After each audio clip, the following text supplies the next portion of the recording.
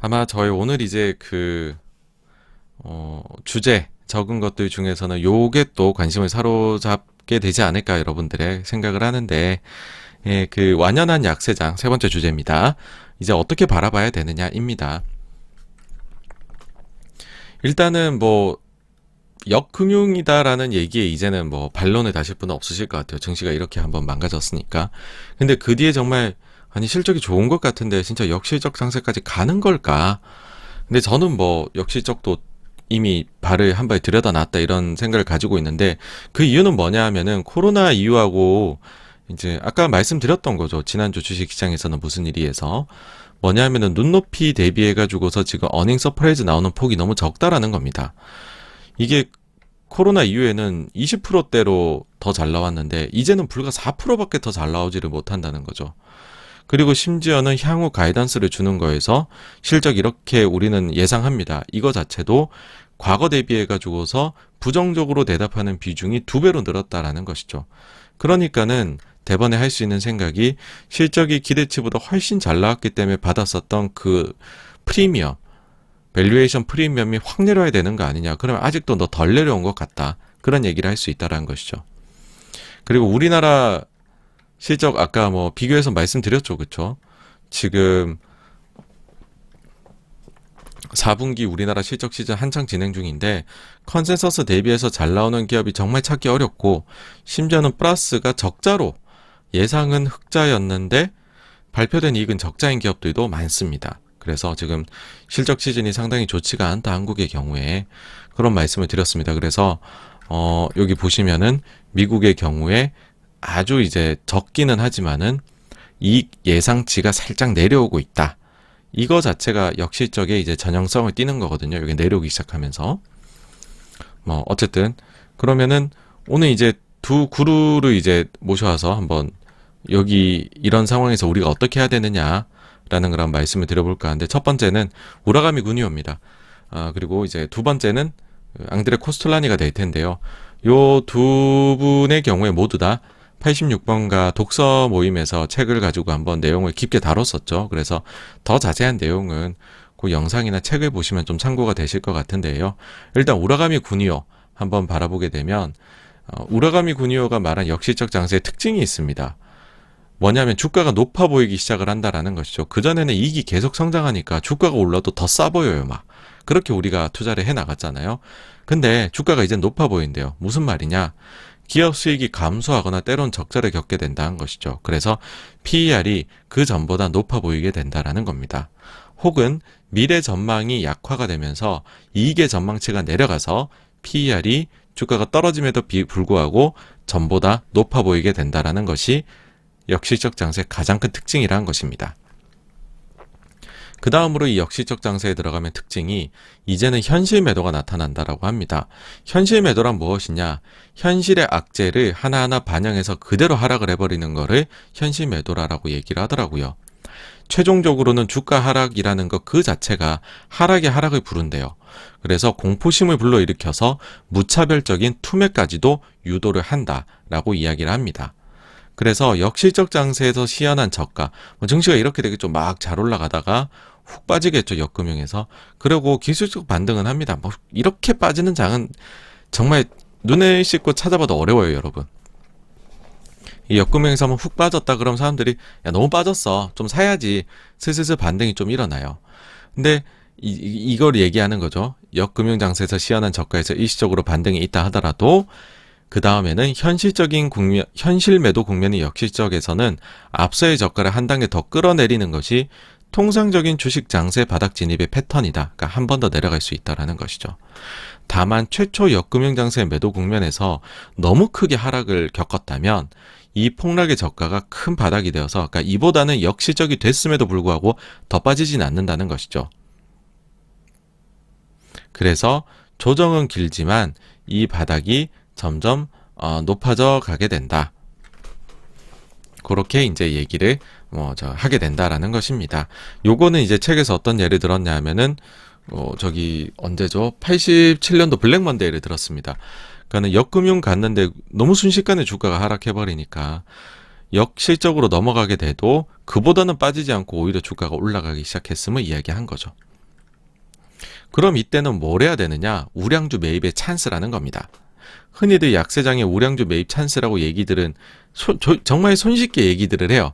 정말 손쉽게 얘기들을 하는데 현실은 어떠냐? 투자자들이 바닥권에서 사기는커녕 오히려 바닥권에 가까운 곳에서 참지 못하고 팔아버리거나 바닥을 치고 조금 반등한 곳에서 이때다 하고 또 팔아버리는 거죠. 그래서 우량주를 가지고 있을 새가 없다는 거죠. 그런 투자자가 너무 많다. 그래서 역시 저기 막 현실 매도가 한창 팍 나타나면 그때는 우량주를 사고 잘 버티시라. 그런 얘기를 책에서는 적어놨습니다.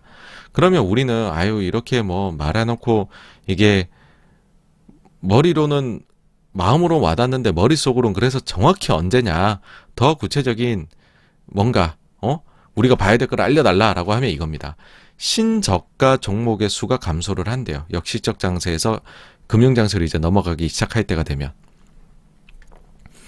이제 저희 지금 보시면 52주 신저가 종목이 되게 많잖아요. 근데 이 신저가 종목이 역실적 장세가 한창 지나가게 되는 국면에서는 이게 이제 줄어들게 된다라는 겁니다. 그러면 그게 테크니컬하게 봤었을 때는 역실적 장세가 끝나간다. 그거를 의미한다라고 합니다. 자, 그러면 앙드레 코스톨라니는 여기에 대해 뭐라 얘기를 했느냐? 앙드레 코스톨라니도 이제 사실 구니오보다 훨씬 이전의 사람이니까 구니오가 코스톨라니를 많이 참고했을 겁니다. 코스톨라니는 그 대표적인 유명한 요 달걀 이론이 있죠. 여기에 따르면 증시는 순환하더라. 조정 국면, 적응 동행 국면, 과장 국면. 구니오 말로 하면 더 쉬울 것 같긴 해요. 강세장, 약세장이 있는데 강세장은 금융장세, 실적장세, 약세장은 역금융장세, 역실적장세 그렇게 나눠볼 수 있는데 쭉 한번 볼게요. 하락은 어떤지. 부안애동파가 주식을 소유한다. 인플레이션 우려로 중앙은행은 조심스레 금리 인상 유동성 회수를 한다. 주식을 보유하고 있는 사람은 더 높은 가격의 주식의 새로운 구매자를 기다린다. 근데 중앙은행의 정책 때문에 새로운 돈이 증시로 들어오지 않는다. 주가는 이제 이윤과 배당금 증가 등 좋은 경제 뉴스가 나옴에도 불구하고 오르지 않는다. 몇몇 투자자는 더 높은 가격의 주식을 팔 수 없게 됨을 깨닫게 되자 처음엔 천천히 그리고 약간의 주식을 팔게 된다. 그리고 이로 인해 주가가 빠지게 된다. 하강 이국면이 되면 점차 이윤도 감소하고 배당금도 감소한다. 그래서 이런 나쁜 뉴스가 들리게 되니까 주가는 더 떨어진다. 하강 마지막 국면. 모든 것을 던지는 투매 현상이 나타난다. 이제 주식은 부안애동파에서 소신파 쪽으로 넘어가게 된다. 이거죠. 이제 보시면은 1국면, 하강의 1국면이 구니오가 말하는 역금융이라 할 수 있고요. 하강의 2국면이 좀 빠지기 시작한다라고 하는 게 역시적 들어간 거죠. 그래서 현실 매도가 나타나는데 현실 매도 마지막에 최종적으로는 주가 하락 그 자체가 공포심을 일으켜 투매를 만들어낸다.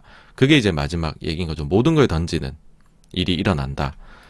요거를 달걀로 좀 손쉽게 표현하신다고 했는데 보시면은 요렇습니다. 이제 쭉 내려가서 거래량이 어떠냐 요거 저 말씀드리고 싶어요. 요거 사실 갖고 온 건데 하강 1국면에는 하락을 시작은 하는데 거래량은 적다는 거죠.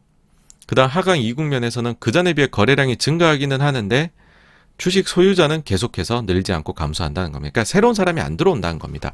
떠난 사람은 계속 기다리고만 있다는 거죠. 나 아직 그 가격엔 안 살래 이러는 거죠. 근데 마지막으로 투매가 나타날 때에는 거래량이 폭증을 한대요. 그러면서 이제는 꼴도 보기 싫어하는 사람들이 많이 떠나게 되고 그 떠난 자리를 소신파들이 좀 메우긴 하지만은 주식 소유자는 계속 감소를 하게 되는 국면이 된 거죠. 이때가 되면 아마 주식에 대해 사람들이 얘기를 안 하게 될 겁니다. 자, 그 다음에 이제 코스톨라니는 증시가 붕괴된 이후에 이거 제일 많이 할 수 있는 질문이라고 봐요.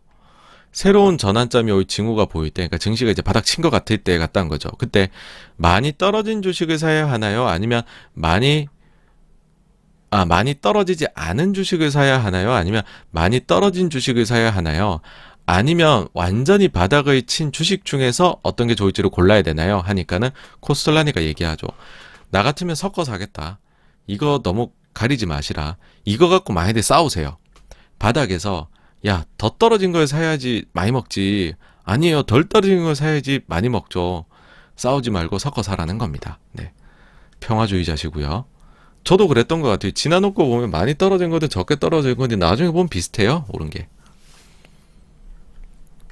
그 다음에 코스톨라니는 증시가 과매수 국면이냐 과매도 국면이냐 이걸 어떻게 알 수 있을까라고 했을 때 거래량이라고 얘기를 합니다. 거래량이 적은데 주가가 떨어지고 있다? 나쁜 신호래요. 거래량이 많은데 주가가 떨어지고 있다? 좋은 신호랍니다. 왜? 요때는 손바뀜이 없고 요때는 손바뀜이 있으니까. 부안해동파에서 이제 그 소신파로 넘어갔으니까. 반대로 강세장일 때 거래량이 많으면서 주가가 올라가면 나쁜 신호란 거죠. 왜? 소신파에서 부안해동파로 주식이 넘어가고 있는 거니까. 반면 거래량이 적은데 주가가 올라가고 있다면 좋은 신호라는 겁니다. 이거는 여러분들 사실 개별 종목 보실 때도 어느 정도 요거는 그게 됩니다. 참고가. 그러면은 두 사람의 내용을 정리해보면 어떤 결과가 나오게 될까라고 하면 역실적 장세 종료의 신호는 테크니컬한 부분 크게 두 가지로 볼 수 있다. 구니오가 말한 신저가 종목수의 감소, 그 다음에 코스톨라니가 얘기한 거래량이 크게 실린 주가의 하락이라는 겁니다. 예. 그 다음에 그러면은 역실적이 한창일 때 우리는 어떻게 행동해야 될까? 사야죠, 이땐. 그쵸? 그러면은 무엇을 사야 될까라고 했을 때 무조건 탄탄한 1등 우량주를 고르는 게 낫다라는 겁니다. 요거는 저의 개인적인 의견이 지금 섞여 있는 건데 이 말씀을 이제 드리는 이유가 있어요. 재무 구조가 나쁘고 적자가 날 수 있는 하위권 기업들 이게 많이 빠졌을 거잖아요. 그럼 이게 당연히 눈이 가실 겁니다. 야, 이거 10만 원이었는데 10,000원 됐어. 요거 사야지. 얘는 3등인데 그래. 어깨 1등이 내는 10만 원인데 6만 원 빠졌더라. 야, 그 6만 원짜리가 오르면 얼마 오르겠냐? 10,000원짜리가 10만 원 가겠지. 이렇게 생각한단 말이죠. 근데 이제 그러니까 이렇게 표현했습니다. 우량주보다 경쟁력이 상대적으로 약한 기업 주가는 더 빠져 있을 거고 눈길이 갈 것이다. 그런데요, 현실은 이렇습니다. 1위 기업의 이제 나쁜 이제 경쟁력이 약한 기업이죠. 이 기업들은 우량주보다 훨씬 상황이 늦게 좋아질 겁니다. 회복의 속도가 늦다는 거죠. 늦을 거라는 거고, 그렇기 때문에 먼저 좋아지는 우량주를 선택하는 게 더 낫다라는 것이고, 그러고 최악의 경우도 생각해 보자는 거죠. 우리는 이게 바닥인 줄 알고 우량주를 골랐어요. 근데 금융위기 때나 아니면은 대공황 때나 여기 바닥인 줄 알았는데 지하실이 뻥뻥뻥뻥 뚫려 있었거든요. 그런 최악의 경우도 있을 수 있다라는 것이죠. 그렇게 되어버리면은 정말로 잘못하면 우리가 비우량주를 샀었을 때에는 부도도 걱정해야 되는 상황이 올 수도 있어요. 근데 우량주는 그렇게까지는 안 됩니다. 그러니까는 바닥에서 잡을 때는 무조건 좋은 걸 잡아야 됩니다. 그러면 이런 생각이 드실 수가 있죠. 비우량주는 그럼 언제 사요? 많이 빠진 것 같아가지고서 비우량주 사야 되는데 그거 언제 사요? 정말 이게 기존 관념하고 다르게 여겨진다고 생각되시겠지만 실적 장세에 사는 겁니다. 비우량주는. 경기가 좋고 기업들 실적이 좋아질 때, 그러니까는 뭐 이게 뛰면 저것도 같이 뛴다고 그럴 때 사야 된다는 거죠. 이럴 때는 언제냐? 경기가 좋으니까 우량 기업들이 일감이 가득 차요. 공장을 100% 가동해도 밀려 들어오는 오더를 다 소화해낼 수가 없어요. 그럼 그 오더들을 다 받질 않겠죠? 그러면 비우량 기업한테까지도 그 오더가 갑니다. 그러면은 비우량 기업들이 공장에 설비들의 일감을 채우게 되고 실적이 확 좋아지게 되는 거죠. 그럼 어떤 일이 발생하냐? 우량 기업은 보통 비우량 기업 대비해 갖고 마진이 좋겠죠, 여러분. 뭐 극단적인 예를 들어볼게요. 우량 기업은 마진이 10%고 비우량 기업은 평소에 마진이 2%라 해볼게요. 그래서 둘 다 경기가 좋아져서 똑같이 5%포인트씩 마진율이 상승한다고 해보죠. 그럼 우량 기업은 15%가 되고 비우량은 7%가 될 겁니다. 그러면 우량 기업은 영업이익이 매출액은 똑같다라고 성장 안 한다고 가정하면 50% 이익이 증가가 일어나게 되겠죠. 비우량 기업은 3배 이상의 이익 증가가 나타나게 됩니다. 그러면은 이제 이때가 비우량 기업들의 주가가 훨씬 더 탄력적으로 높아질 때를 뜻합니다. 그래서 실적 장세에 사는 겁니다, 이거는. 역 붙었을 때 사는 게 절대 아닙니다, 이거는. 그 다음 두 번째로 이거랑 사실 첫 번째랑 연결되는 것이기는 해요. 더 떨어진 걸 사느냐 덜 떨어진 걸 사느냐. 근데 이게 이제 우량주 내에서의 같은 비교다라고 치면은 섞어 사십시오. 고민하지 마십시오. 너무 고민이 많은 것도 이거는 별로입니다. 그러니까 어떤 게 더 많이 떨어졌다 덜 떨어졌다 그거는 어떻게 보면은 그저 이제 단기적인 매매 누가 그냥 많이 갖고 있던 사람이 털려서 그런 걸 수도 있는 거예요. 그리고 거기서 올라가는 거는 누군가는 많이 떨어진 게 위험이 있어 많이 떨어진 거 아니야? 그래 싫어할 수도 있는 거거든요. 그러니까 알 수가 없습니다. 누가 더 먼저 회복을 하게 될지 같은 것도. 그래서 기업 자체가 좋다는 가정 하에는 더 떨어졌냐 덜 떨어졌냐 너무 고민하지 마시라는 거고요.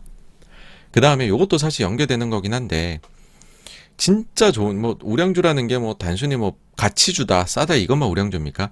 장기 성장된 주가 많이 빠진 것도 우량주를 얘기하는 거죠. 이게 정말 좋은 가격에 거래될 수도 있죠. 그런 것들은 나는 이거는 무조건 인류가 향후 10년 20년 먹거리인 것 같은데 그런 기업이 뭐 이 가격이야?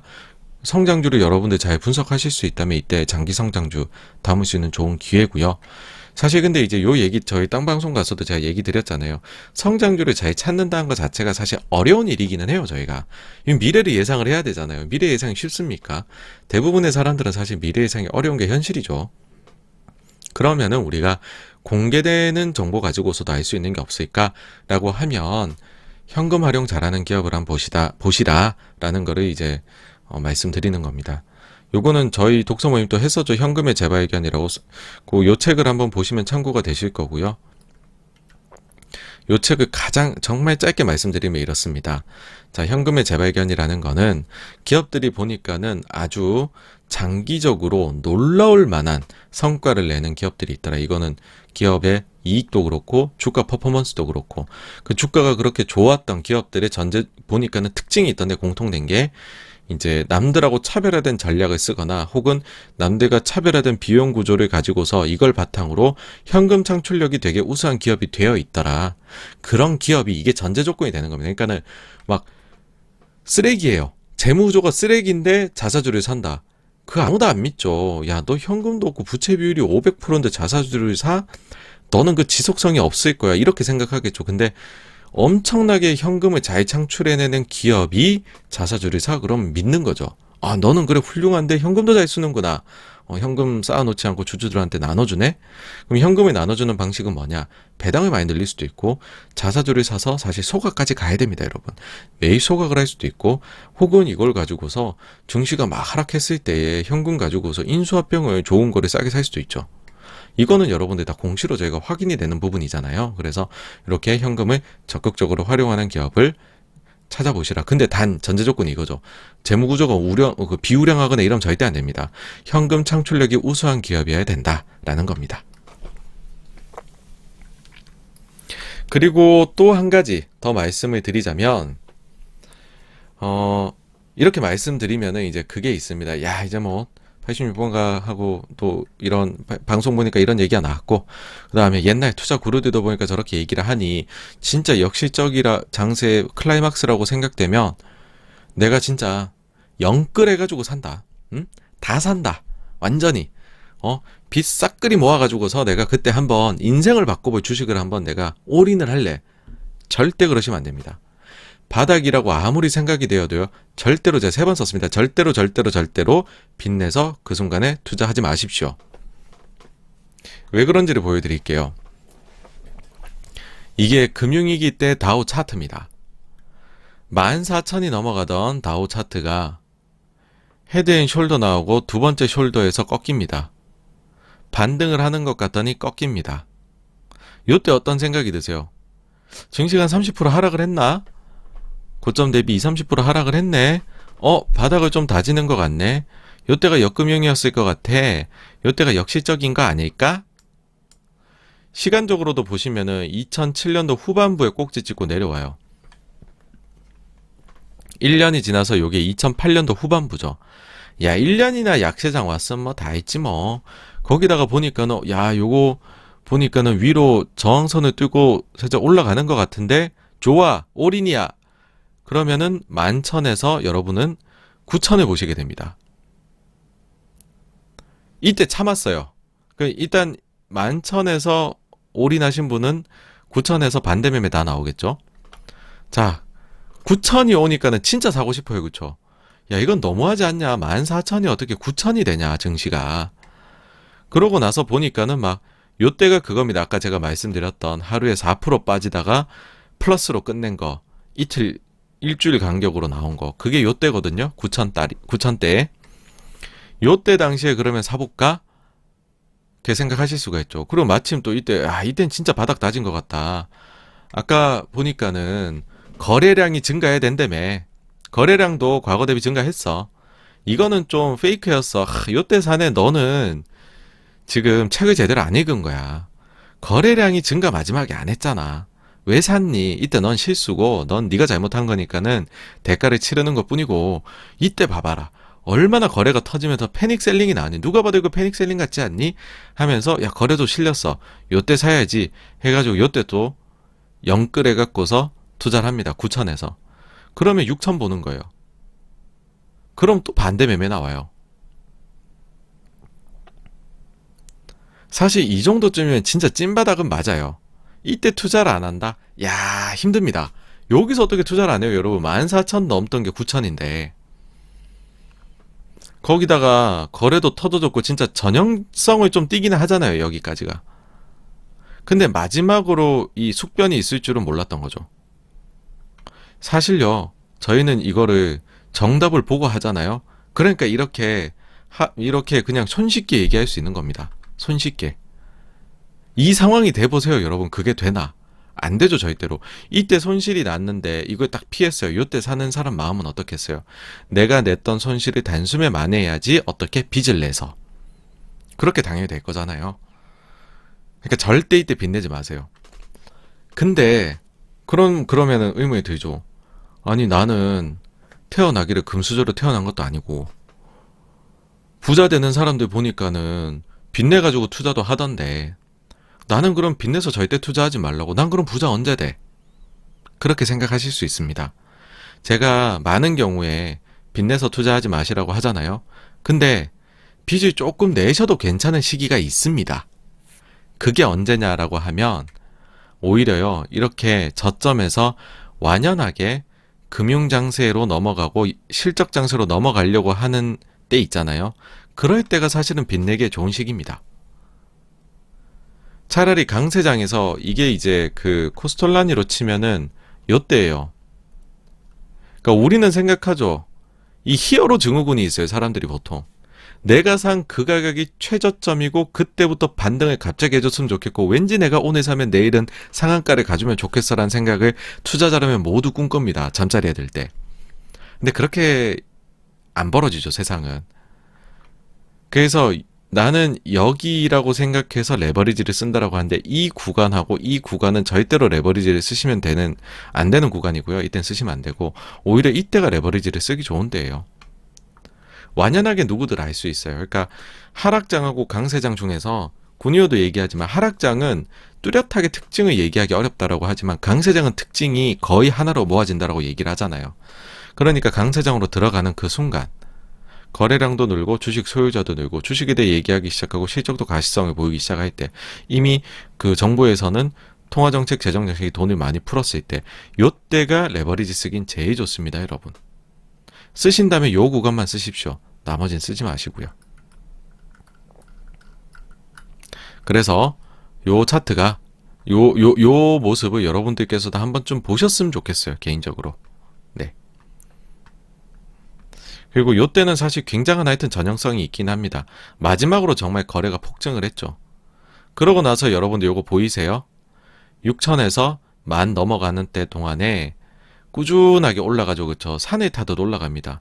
이렇게 되는 게 아니에요. 다시 그 다음에 금융장세, 실적장세 갈 때는요. V자 마지막으로 한번 회복하고 그 다음부터는 차근차근 산을 가듯이 언덕을 오르듯이 이렇게 가게 됩니다. 뚜렷하게 이 지지선을 훼손하지도 않고 가요. 그러니까 뚜렷한 위기 없이 간다는 거죠. 그리고 기억하시죠? 아까 전에 거래량이 적은데 주가가 올라가면 좋은 신호, 거래량이 적은데 주가가 올라가면 좋은 신호입니다. 이게. 그러니까 요럴 때가 레버리지 내기 참 좋을 때죠, 사실. 그래서 이제 여기까지가요. 저희 약세장 어떻게 바라봐야 되느냐, 구니오하고 코스톨라니를 중심으로 해서 말씀을 드린 거고요. 이제 Q&A로 넘어가도록 하겠습니다.